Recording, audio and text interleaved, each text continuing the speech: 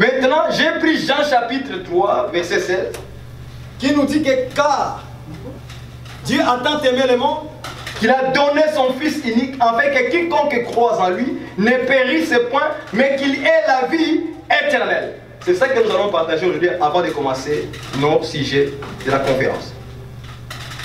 Mais dans Jean chapitre 3, verset 16, on peut expliquer pleinement des choses dedans, juste avec ces versets ici.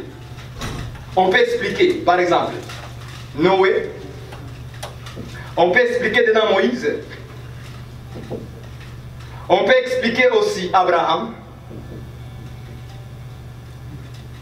On peut expliquer Lot. On peut expliquer Adam. Juste avec Jean 3,16. On peut expliquer tout ça.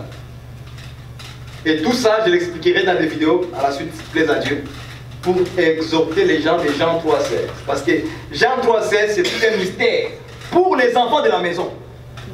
Mais pour ceux qui sont dehors, on va leur prêcher la lettre. Venez à Jésus, venez à Jésus. Dieu a tant aimé le monde, il a donné son Fils unique. On va crier comme ça parce que ces gens-là ne comprennent pas ce que ça veut dire. Mais pour les enfants de Dieu, qui ont l'oreille pour écouter, ils vont comprendre qu'est-ce que c'est le monde que Dieu a aimé et qu'est-ce que c'est le Fils.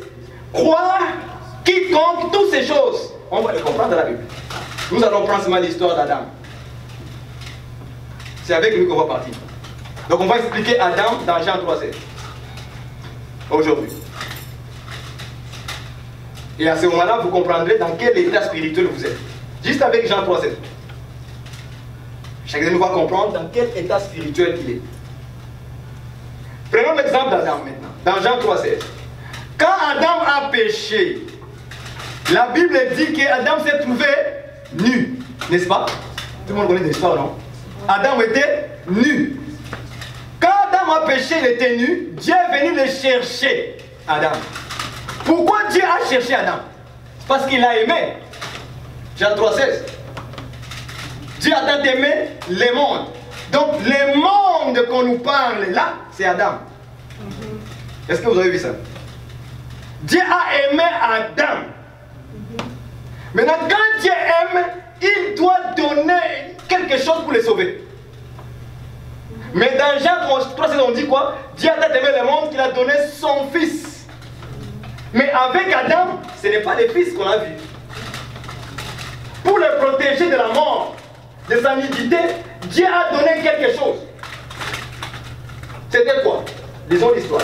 Allons-y voir Genèse, chapitre 2, verset 20.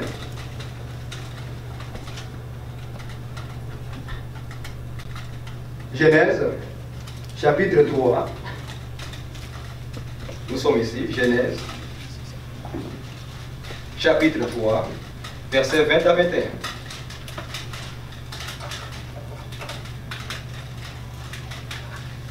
Il est écrit ceci. Adam donna à sa femme le nom de Ève, car elle a été la mère de tous les vivants. L'Éternel Dieu fit, soulignez ça verset 21, l'Éternel Dieu fit à Adam et à sa femme des habits de peau et il les a revêtis. Soulignez ça. Donc comme Dieu a aimé Adam, il doit lui donner quelque chose. Genèse nous répond que Dieu a fait quoi? Il a fait des habits, des peaux. Et il les a revêtis. Est-ce que vous comprenez ça? Donc pour sauver Adam, Dieu l'a aimé, il lui a donné les habits.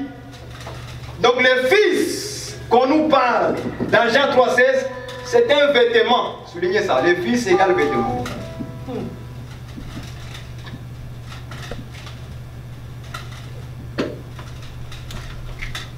Le Fils qui est parlé dans Jean 3,16, c'est un vêtement. On va les voir.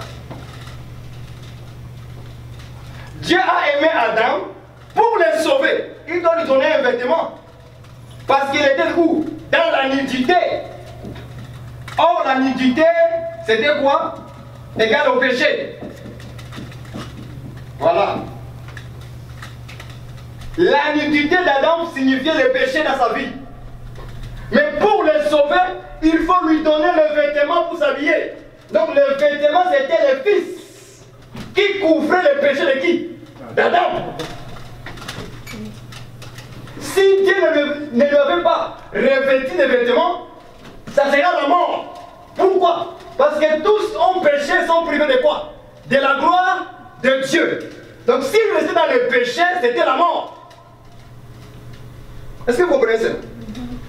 Si Adam était dans la nudité, c'était sa mort. Le péché, c'est la mort. L'âme qui pêche, c'est celle qui... Voilà. Donc le péché, c'est la mort. Donc il faut faire quoi? Couvrir la nudité. La mort, c'est pas le vêtement. Donc le Fils qu'on nous dit là, c'est le vêtement. Maintenant, l'Écriture dit ceci. Que Dieu a tué un animal, mais on n'a pas donné les noms. Maintenant, comment on va savoir c'est quel animal que Dieu a tué pour revêtir Adam, pour les sauver? Vous voyez comment ça fait? L'Écriture doit révéler l'Écriture et notre Écriture. Dans Genèse, on ne nous dit pas c'est quel animal, on nous dit seulement la peau. Il les a revêtus. Mais quel animal il a tué? Est-ce que vous comprenez? Suivez-moi très attentivement. Parce que ces choses, ce n'est pas pour les enfants élevés spirituels. C'est pour les gens qui sont matures. Les hommes faits dans les Écritures.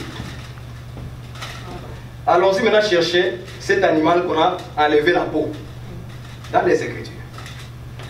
Proverbe, versets 27 à 26. On cherche l'animal qui a été tué. Proverbe, je vais l'écrire pour vous. On cherche là le vêtement, l'animal qui a été tué.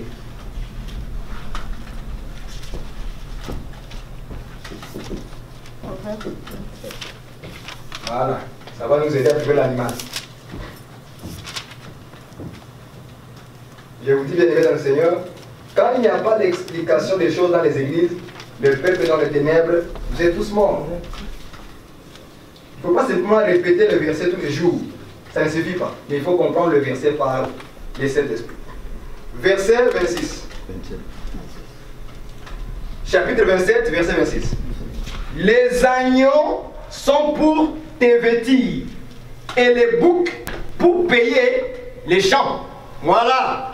Nous avons trouvé l'animal. Agneau. Vous avez vu ça? Les agneaux sont faits pour quoi? C'est...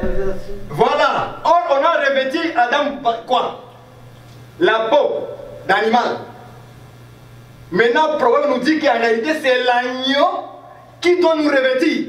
Donc, nous comprenons que ce que Dieu a tué dans le jardin, c'était l'agneau. Est-ce que vous comprenez ça? Est-ce que vous avez vu ça? Donc, l'animal que Dieu avait tué dans le jardin, c'était l'agneau.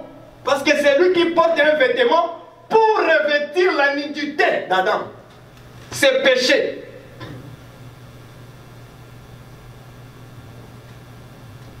Allons-y voir l'agneau dans la Bible. Prenons Jean chapitre 1, verset 29 et 35. Ça va nous aider à trouver l'agneau exactement.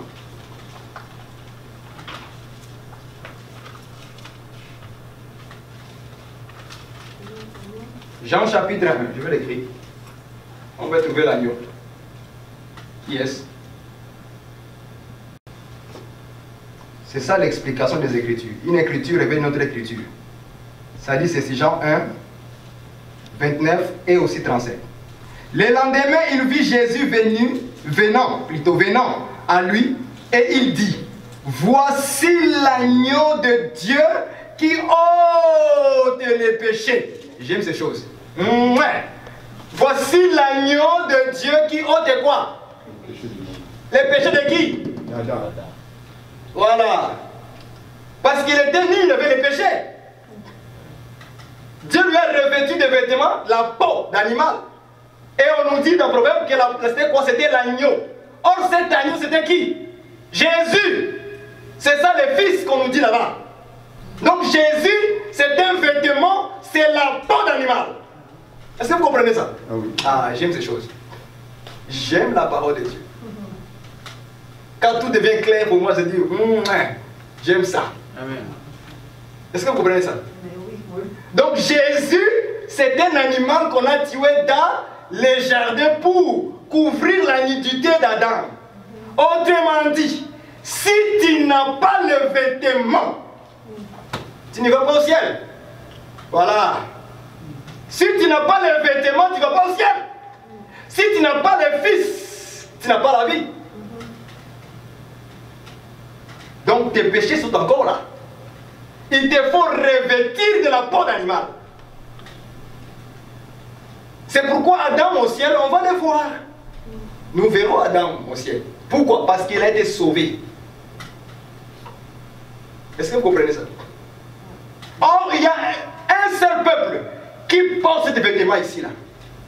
Un seul peuple qui porte ces vêtements ici là. Donc, Adam égale l'Église. C'est ça qu'on va aborder aujourd'hui. L'état de l'Église aujourd'hui. C'est seulement l'Église qui porte un vêtement. Donc tous les peuples qui sont étrangers aux choses de Dieu, ils n'ont pas de vêtements, ils sont nus comme Adam qui a péché. Est-ce que vous comprenez ça? Toutes les nations sur la terre sont nues aujourd'hui. Quand vous regardez un païen, il est nu. Même s'il porte un costume comme moi. Le problème est que nous voulons voir les choses de façon physique. Voilà. Nous, quand nous voyons un païen, en réalité, nous le voyons nu. Il lui faut un vêtement. Il faut lui présenter le vêtement. Ça veut dire, il faut lui présenter l'agneau, qui est Jésus-Christ. C'est ça le vêtement qu'il a besoin de porter. L'Écriture dit, Dieu a tant aimé Adam, qu'il lui a donné un vêtement, afin que quiconque croit, le quiconque croit, c'est Adam. C'est-à-dire, Adam doit accepter. Ah, j'aime ces choses. Donc c'est Adam qui a accepté. Donc le mot croire, c'est-à-dire accepter cet vêtement. Est-ce que vous comprenez? Donc le verbe croire, c'est-à-dire simplement accepter. C'est pourquoi quand les gens n'acceptent pas Jésus dans leur vie, ils sont morts. Il faut accepter. C'est-à-dire il faut croire en Jésus pour avoir la vie. Sinon c'est la mort qui est communiquée. Très important, bien aimé le Seigneur. Le vêtement. Est-ce que nous portons le vêtement? Ou bien nous sommes encore nus? Il nous faut ces vêtements ici là. Et toutes les églises, pentecôtistes, baptistes, catholiques et tous les autres que vous connaissez là, sans vous mentir, il leur manque le vêtement. Le vêtement. C'est juste l'épouse de Christ qui est spirituelle, qui porte un vêtement. Là encore, je vais compliquer les choses encore un peu plus. L'Église a porté un vêtement. Je change de langage. Je vous ai dit qu'ici, le vêtement, c'était qui? C'était Jésus, n'est-ce pas? Je vais changer maintenant le langage. L'Église porte un vêtement. Il fallait lui donner un vêtement pour être qualifié comme un enfant de Dieu. Lisons cela dans Luc. On va voir ça. J'aime ces choses. Là, maintenant, je change de langage. Luc, chapitre 24, verset 49. Luc, je parle là de l'Église, des personnes spirituelles. Luc 24 et 49. Là, mon langage va changer. Luc 24, 29, pour l'Église. C'était Adam. Dieu l'a couvert par la peau de vêtements, tout ça on a vu. On a dit que Jésus a été, c'était un agneau, qu'on a arraché ses vêtements pour couvrir la nudité d'Adam. Maintenant, Adam, c'est l'Église. Adam, c'est la femme de Dieu. Ah, j'aime ça. Vous me posez des questions. Si ça devient compliqué, vous me posez des questions. Comment Adam est devenu la femme de Dieu? Adam, c'était un homme, n'est-ce pas? Adam, c'était un homme. Comment Adam est devenu la femme de Dieu? Je cache d'abord le mystère. On a dit qu'Adam, c'est l'Église qui a reçu le vêtement pour le couvrir. Maintenant, l'église est spirituelle. C'est pas physique. Donc, pour voir le vêtement de l'église, il faut voir Luc 24, 49. Lisons ça, vous allez voir. Qu'est-ce qui est écrit? Et voici, j'enverrai sur vous ce que mon Père a promis, mais vous, restez dans la ville. Là, il parlait à qui? Jésus parlait aux disciples, n'est-ce pas? Avant de partir, il parlait aux disciples. Et puis il dit, mais vous, restez dans la ville, c'est-à-dire à Jérusalem, jusqu'à ce que vous soyez revêtus de la puissance d'en haut. Avez-vous vu ça? Soyez revêtus de la puissance d'en haut. Vous avez vu ça? Donc l'église, les disciples, devraient être revêtus de la puissance d'en haut. C'était ça leur vêtement. Vous avez compris ça? Donc c'est l'église celle qui a un vêtement. Mais ces vêtements qu'on nous parle dans Luc, il faut aller voir maintenant quel a été le vêtement que le Seigneur les a dit. Ça sera sur vous. On va vous revêtir. Il faut aller voir maintenant Actes des Apôtres chapitre 2. Allons-y voir ça. Comment Dieu maintenant les a revêtus? Ah, la Bible. J'aime ça. La Bible est forte. Allons-y voir. Actes chapitre 2, verset 1. Les jours de la Pentecôte, ils étaient tous ensemble dans le même lieu. Tout à coup, il vint du ciel un bruit comme celui d'un vent impétueux. Et il remplit toute la maison où ils étaient assis. Des langues semblables à des langues de feu leur parurent séparées les unes des autres. Et ils se posèrent sur chacun d'eux. Ils furent tous remplis du Saint-Esprit. Donc le Saint-Esprit, c'est aussi un vêtement qui a été donné à l'église. Est-ce que vous avez vu ça? Le Seigneur a dit, il a promis quoi? Il dit, voici j'enverrai sur vous ce que mon Père a promis.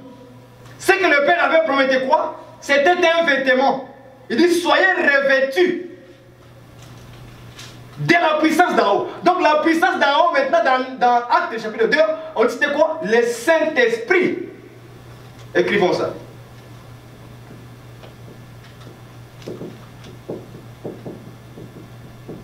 C'est ça le vêtement de l'église.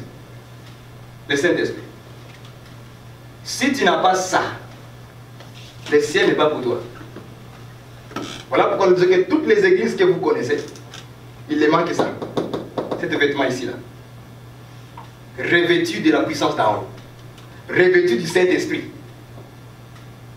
Or, qu'est-ce que Paul a dit dans Romains 13, verset 14? Lisons ça.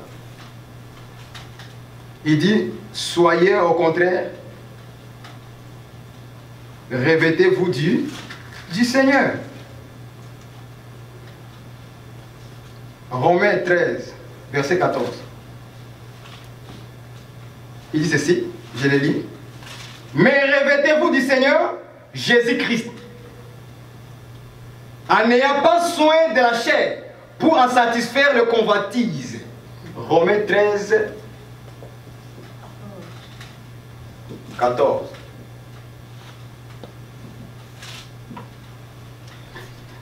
Paul nous dit que revêtez-vous du Seigneur Jésus-Christ. Donc, comme je vous ai dit que Jésus-Christ est un vêtement qui doit couvrir notre péché.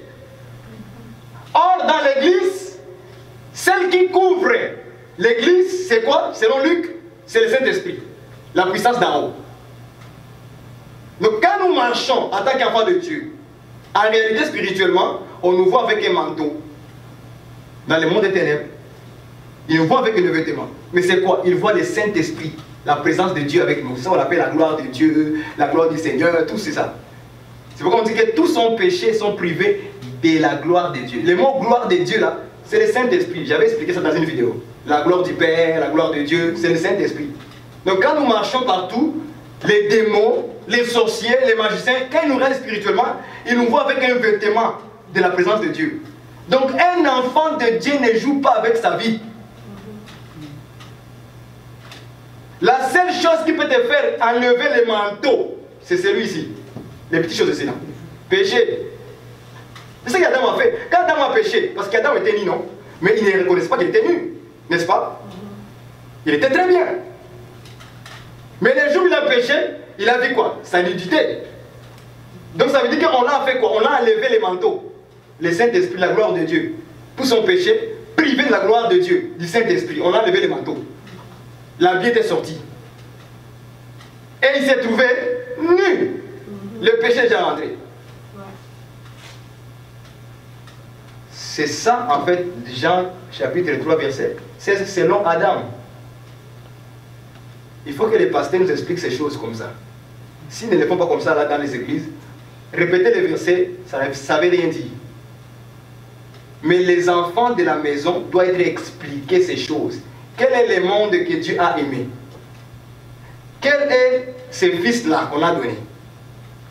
Vous verrez tout ce que Jean parle ici, Jean 3,16, a été déjà prêché dans l'ancienne alliance.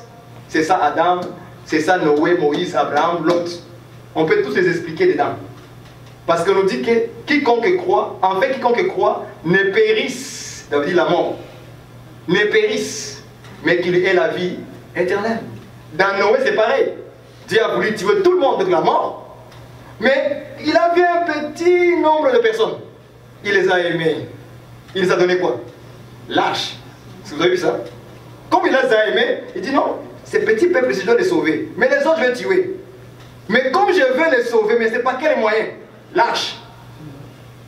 C'est ça au temps de Noé. Mais les autres sont morts. Noé a cru. C'est-à-dire Noé est entré dans l'arche et il a sauvé sa vie. Pareillement avec Moïse.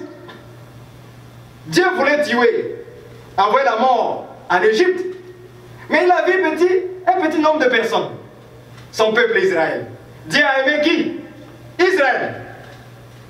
Qu'est-ce que Dieu a fait pour aimer Israël, pour les sauver? Il a dit, prenez seulement l'agneau, égorgez-les. Ils ont égorgé l'agneau. Et à partir de l'agneau qui a été égorgé, il faut maintenant manger. J'aime ça. J'aime la parole. Après avoir égorgé l'agneau, il faut maintenant manger l'agneau. Or, ça veut dire que le fils qu'on a donné au temps de Moïse, c'était l'animal, l'agneau. Mais il faut le manger. Vous avez vu ça? Il faut manger l'agneau pour être sauvé. Dans l'état d'Adam, il fallait se revêtir, mais au temps de Moïse, il faut manger. Abraham, pareillement. Lot, pareillement. Parce que Lot, Abraham, Dieu a voulu tuer qui? Sodome et Gomorrhe. Il y avait la mort qui était prononcée par Dieu. Dieu veut exterminer. Il a intercédé. Dieu a écouté. Qu'est-ce que Dieu a fait pour aimer Lot? Il a envoyé trois anges qui étaient l'Éternel lui-même, qui étaient Dieu lui-même. Ils sont partis avec le message. Il dit Lot, sors, parce qu'il y a déjà le jugement qui va tomber bientôt dans Sodome et Gomorrhe. Lot a cru au message de 3 personnes qu'on appelle les fils. C'était les fils qui était Dieu lui-même. Est-ce que vous comprenez ça? Là, je viens de parler seulement à l'aise, ce n'est pas en profondeur là. Je ne donne pas des versets comme je fais avec Adam. J'aurais aimé donner le verset, mais c'est très long à expliquer ces choses encore. Il a aimé Lot, il lui a envoyé, comme il a aimé Lot pour le sauver, il doit envoyer un message. Le message qu'on a envoyé dans Jean 3,16, c'était le fils. Donc le fils, c'est le message qui a sauvé Lot. Quand Lot a compris qu'il y a la mort dans la vie, nous devons sortir. Lot a fait quoi? Il a pris sa famille, sa femme, ses enfants, ils sont partis. N'est-ce pas? Et derrière eux, c'était la mort. Quiconque croit, Lot a cru au message. C'était Lot qui a cru seul. Quiconque c'est Lot. Croire, c'est faire quoi? Sortir de Sodome et Gomorrhe. Il faut maintenant sortir. Donc toutes personnes qui ne sont pas sorties dans le monde, tu n'es pas enfant de Dieu. Il faut sortir dans Sodome et Gomorrhe parce que la mort va frapper la ville. Lot a cru au message, qui est le fils, et il est sorti. Il faut sortir. L'acte de sortir, il faut le faire. Il faut quitter le monde, il faut quitter complètement. Il faut sortir pour sauver ta vie. Même Même si tu as entendu le message et que tu es encore dans le monde, tu mourras pareillement. Mais il faut faire quoi? L'acte de sortir. Voilà pourquoi beaucoup de chrétiens ont difficile de sortir dans le monde. Dans Sodome et Gomorrhe. Nous chantons, nous louons, nous dansons, faisons la musique. Mais on ne veut pas sortir. On va rester là-bas. Quand même à la maison, je prends ma boisson. Tranquille. Non, je ne fais pas de bruit. Non, je ne suis personne. Je suis chez moi. Je bois. Je me saoule. Je fume. Je me prostitue. Voilà. Je suis encore où? Dans la ville de Sodome et Gomorrhe, dans le monde. Mais j'attends le message pareil. Parce que l'autre a écouté le message, il était encore où? En Sodome et Gomorrhe. Mais il fallait l'acte maintenant de faire quoi? Prends ta famille et sors. Vite, cours. Il faut maintenant sortir, courir vite. C'est ça ce que l'autre a fait. Est-ce que vous comprenez? C'est là où nous tous nous avons un problème avec ça. L'acte de l'autre. Il faut expliquer ça aux gens. L'autre dans Jean 3,16. Avec Abraham, avec Moïse plutôt, il faut manger l'agneau. Alors l'agneau qu'on a mangé, c'était Jésus-Christ, on a dit non?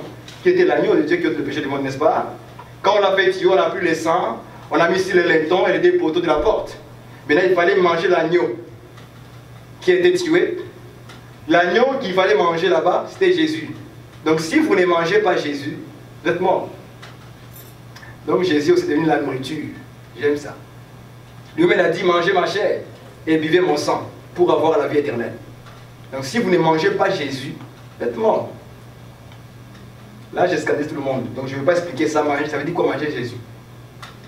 Mais nous viendrons expliquer ça la prochaine fois. Mais il faut d'abord faire l'acte de l'autre. Il faut sortir dans le monde. Il faut qu'on sorte là-bas. C'est bien de se réunir dans les assemblées, chanter, louer. Mais il faut faire l'acte de sortir. Il faut se revêtir comme Adam, le vêtement, tous les jours. Et il faut aussi protéger ce vêtement ici-là. Il faut les protéger. C'est-à-dire s'examiner tous les jours dans sa vie. Et regardez si tu as une bonne relation avec Dieu. Et si le vêtement, il n'y a pas de taches. Voilà comment Adam a été sauvé. C'est par l'animal qui lui a été revêtu. C'était Jésus-Christ lui-même.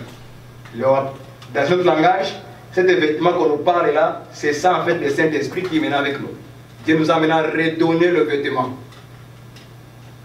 De nouveau. Parce qu'Adam l'avait perdu. Dieu a donné ça maintenant à l'église aujourd'hui. Quand nous marchons, nous avons un vêtement spécial, spirituellement, qui est avec nous. Amen. Que Dieu vous bénisse. Qu'il vous console encore une fois de plus.